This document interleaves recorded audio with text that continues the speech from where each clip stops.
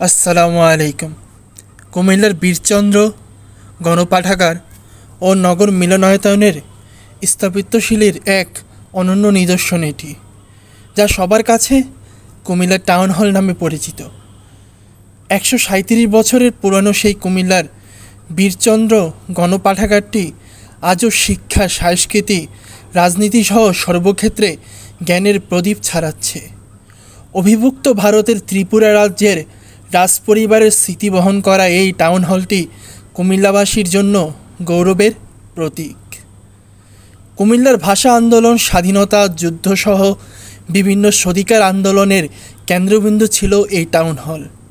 1885 সালে প্রতিষ্ঠিত নগরের প্রাণকেন্দ্রে কান্দিরপাড়ে অবস্থিত এই টাউন হলকে কেন্দ্র করে বিকশিত হয়েছে কুমিল্লার শিক্ষা, সংস্কৃতি, রাজনীতি, আর্থসামাজিক কল্যাণমুখী নানান কাজ।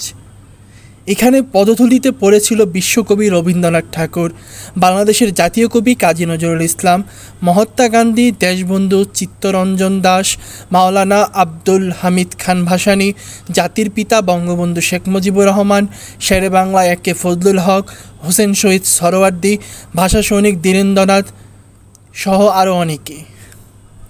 শতাব্দীর বেশি সময়ে আগে প্রতিষ্ঠিত এই পাঠাগারটি জ্ঞানের প্রদীপ জ্বালিয়ে চলছে নিবিড়ত।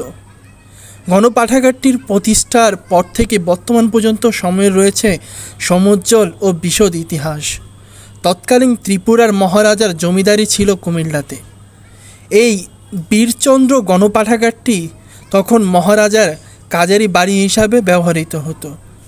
মহারাজার নায়েব গোমাস্তারা এই কাজারি বাড়িতে থাকত। ত্রিপুরার মহারাজ দানবীর শ্রী বীরচন্দ্র মাণিক্য বাহাদুরের মহানুভবতায় কুমিল্লা শহরের প্রাণকেন্দ্রে কান্দিরপাড়ে 10 বিঘা জমির উপরেই ভবনটি অর্থায়ন করা হয়। 1885 সালের 6 মে প্রতিষ্ঠিত এই ভবনের কুমিল্লার গণপাঠাগার। চলতি শতাব্দীতে এই পাঠাগারের সামনে শহীদ মিনার গড়ে উঠেছে। শহীদ মিনারের পাশে স্থাপিত করা হয় মুক্ত মঞ্চ। রয়েছে মিলনায়তন, যা নগর মিলনায়তন নামে পরিচিত। দ্বিতল বিশিষ্ট ভবনের মূল ফটকেই ফ্লোরে সারি সারি টেবিলের উপরে দেশের স্থানীয় পত্রিকাগুলো সাজানো রয়েছে। পাঠকের জন্য পত্রিকা পাঠের সময় সকাল 10টা থেকে রাত 9টা পর্যন্ত।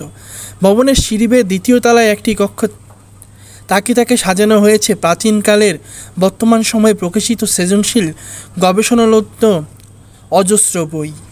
এই পাঠাগারটি বসেই পাঠকের বই পড়ার ব্যবস্থা রয়েছে।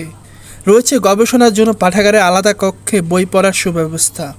পাঠাগারের রাজমালা থেকে শুরু করে পৃথিবীর বিভিন্ন দেশের কবি, সাহিত্যিক, রাজনৈতিক, ধর্মীয় মনীষীদের রচনা সমগ্র